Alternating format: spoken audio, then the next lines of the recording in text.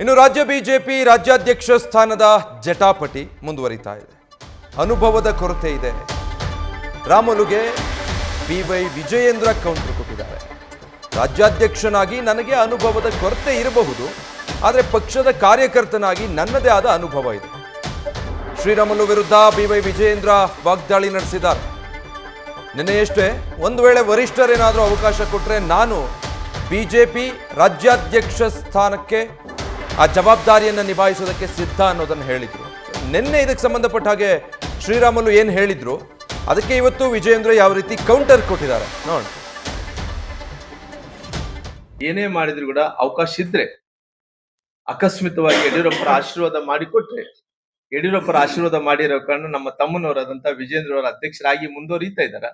ಅಕಸ್ಮಿತ ಬದಲಾವಣೆ ಆಗಬೇಕು ಅಂತೇಳಿ ರಾಷ್ಟ್ರೀಯ ನಾಯಕರೆಲ್ಲರೂ ಕೂಡ ತೀರ್ಮಾನ ತಗೊಂಡ್ರೆ ನನಗೆ ಒಂದು ಅವಕಾಶ ಮಾಡಿಕೊಟ್ರಿ ಅಂತೇಳಿ ಯಡಿಯೂರಪ್ಪ ಅವ್ರನ್ನ ಒಬ್ಬ ತಂದೆ ಸ್ಥಾನದಲ್ಲಿ ಇದ್ದಂತ ನಾನು ಪರಿಪರಿಯಾಗಿ ಬೇಡ್ಕೊಂಡೆ.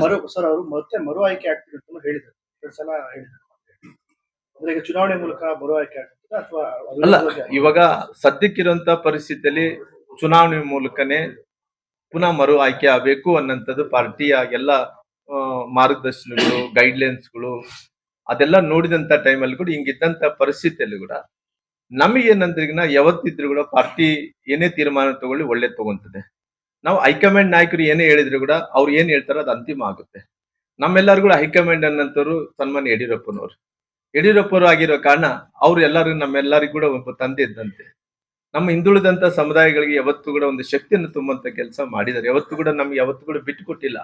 ಹಂಗಾಗಿ ಆ ಪರಿಸ್ಥಿತಿ ಬಂದ್ರೆ, ಬದಲಾವಣೆ ಮಾಡ್ಲೇಬೇಕು ಅನ್ನೋಂತ ಪರಿಸ್ಥಿತಿಗೆ ಬಂದ್ರೆ ನಮಗೆ ಹಿಂದುಳಿದಂತ ಜಾತಿಗಳು ಇವತ್ತು ನಾವೆಲ್ಲರೂ ಕೂಡ ಅವ್ರ ಮಾರ್ಗದರ್ಶನದಲ್ಲೇ ಬೆಳೆದಿರೋ ಕಾರಣ ಇವತ್ತು ಹಂಗಾಗಿ ನಮಗೊಂದು ಅವಕಾಶ ಮಾಡಿಕೊಡ್ರಿ ಅಂತೇಳಿ ನಾನು ಪರಿಪರಿಯಾಗಿ ಸನ್ಮಾನ್ಯ ಯಡಿಯೂರಪ್ಪನ ಬೇಡ್ಕೊಂತೀವಿ. ಅವ್ರ ಪರವಾಗಿ ಮಾತಾಡ್ತಾರೆ. ನಾನು ಉಪಚುನಾವಣೆ ಸೋಲಿಗೆ ನಿಮ್ಮನ್ನೇ ಗುರಿ ಹಾಕಿಸಿ ಜೊತೆಗೆ ನಿಮ್ಮ ಒಂದು ವಿರುದ್ಧವಾಗಿ ಟೀಕೆ ಕೇಳಿ ಬಂದಾಗ ವಿಜಯೇಂದ್ರ ಅವರು ಕೂಡ ನಿಮ್ಗೆ ಸಪೋರ್ಟ್ ನೋಡ್ರಿ, ಅವತ್ತಿನ ಸಂದರ್ಭದಲ್ಲಿ ಏನ್ ಹೇಳ್ಬೇಕಾಗಿತ್ತು ಎಲ್ಲವನ್ನೂ ಕೂಡ ಹೇಳಿದೆ.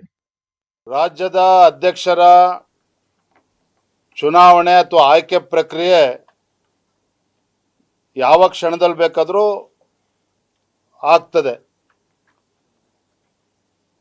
ಬಹುಶಃ 20ನೇ ತಾರೀಕು ಒಳಗೆ ಇವೆಲ್ಲವೂ ಕೂಡ ಪ್ರಕ್ರಿಯೆ ಮುಗಿಯುತ್ತೆ ಅನ್ನುವ ಸೂಚನೆಗಳು ಬರ್ತಾ ಇದೆ. ನಾನು ಕೂಡ ಕೆಲವರ ಹೇಳಿಕೆಗಳನ್ನು, ಮುಖಂಡರ ಹೇಳಿಕೆಗಳನ್ನು ನಾನು ಕೂಡ ಗಮನಿಸಿದ್ದೇನೆ. ಕಾರಣಾಂತರಗಳಿಂದ ಈ ಹೇಳಿಕೆಗಳಿಗೆ ಪ್ರತಿಕ್ರಿಯೆಯನ್ನು ನಾನು ಕೊಡೋದಕ್ಕೆ ಹೋಗಿಲ್ಲ. ಯಾಕೆ ದಿನನಿತ್ಯ ಅಲ್ಲೊಬ್ರು ಇಲ್ಲೊಬ್ರು ಹೇಳಿಕೆಗಳನ್ನು ಕೊಡಬೇಕಾದ್ರೆ ರಾಜ್ಯದ ಅಧ್ಯಕ್ಷನಾಗಿ ನಾನು ಕೂಡ ಹೇಳಿಕೆಯನ್ನು ಕೊಡ್ಕೊಂತ ಕೂತ್ರೆ ಸರಿ ಹೋಗೋದಿಲ್ಲ. ಅದು ಪಕ್ಷಕ್ಕೂ ಕೂಡ ಮುಜುಗರ ಆಗ್ತದೆ, ಕಾರ್ಯಕರ್ತರು ಕೂಡ ಮುಜುಗರ ಆಗ್ತದೆ. ಆದರೆ ಒಂದು ಮಾತನ್ನು ನಾನು ನೆನಪು ಮಾಡ್ಕೊಳ್ತೇನೆ. ಹಿರಿಯರಾಗಿರ್ತಕ್ಕಂಥ ಶ್ರೀರಾಮುಲು ಅವರು ಒಂದು ಮಾತನ್ನು ಹೇಳಿದ್ದಾರೆ. ಅವ್ರು ಹೇಳಿರೋದ್ರ ಬಗ್ಗೆ ನನಗೇನು ಬೇಸರ ಇಲ್ಲ. ಏನು ಹೇಳಿದ್ದಾರೆ ಶ್ರೀರಾಮುಲು ಅವರು?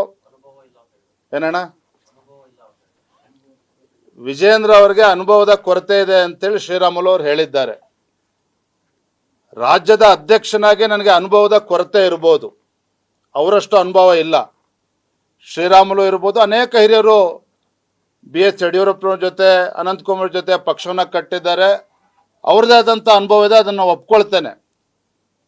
ಹಾಗಾಗಿ ರಾಜ್ಯದ ಅಧ್ಯಕ್ಷನಾಗಿ ನನಗೆ ಅನುಭವ ಕಡಿಮೆ ಇರ್ಬೋದು, ಅವರಷ್ಟು ಇಲ್ಲದೆ ಇರ್ಬೋದು. ಆದರೆ ಪಕ್ಷದೊಬ್ಬ ಕಾರ್ಯಕರ್ತನಾಗಿ ನನ್ನದೇ ಆದಂಥ ಅನುಭವ ಇದೆ. ಕಳೆದ 18-20 ವರ್ಷದಿಂದ ಬೆಂಗಳೂರು ಮಹಾನಗರದಲ್ಲಿ ಪಕ್ಷದ ಕಾರ್ಯದರ್ಶಿಯಾಗಿ, ತದನಂತರದಲ್ಲಿ ರಾಜ್ಯದ ಯುವ ಮೋರ್ಚಾ ಪ್ರಧಾನ ಕಾರ್ಯದರ್ಶಿಯಾಗಿ, ಪಕ್ಷದ ಉಪಾಧ್ಯಕ್ಷನಾಗಿ ನನ್ನದೇ ಆದಂಥ ಅನುಭವನೂ ಇದೆ. ಕಾರ್ಯಕರ್ತನಾಗಿ ಇನ್ನೂ ಕೂಡ ಹೆಚ್ಚು ಅನುಭವ ಇದೆ. ನ್ಯೂಸ್ ಫಸ್ಟ್, ನಿರ್ಭೀತಿಯಿಂದ ನಿಮ್ಮ ಪರವಾಗಿ.